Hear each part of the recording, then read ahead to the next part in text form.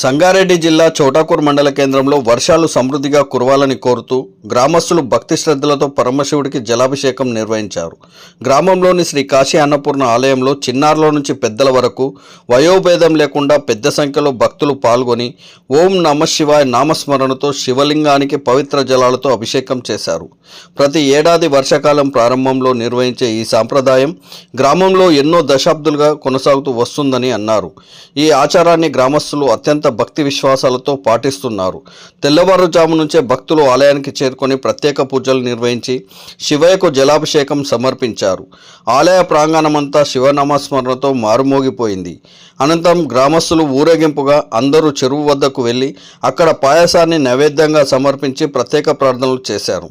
వరుణుడి ప్రసన్నంతో పుష్కలంగా వర్షాలు కురవాలని కోరుకున్నారు. రైతుల పంటలు సమృద్ధిగా పండాలని, చెరువులు కుంటలు నిండి అందరూ సుభిక్షంగా ఉండాలని మొక్కులు చెల్లించుకున్నారు. అనంతరం ఆలయానికి వచ్చిన భక్తులకు తీర్థప్రసాదాలను ఆలయ కమిటీ నిర్వాహకులు పంపిణీ చేశారు.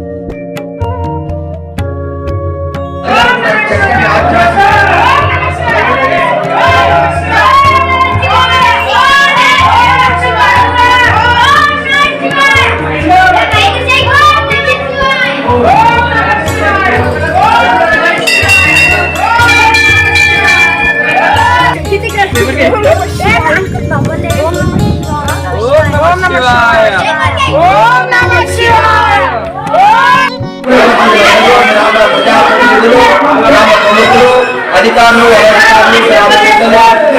యువకులు విద్యార్థులు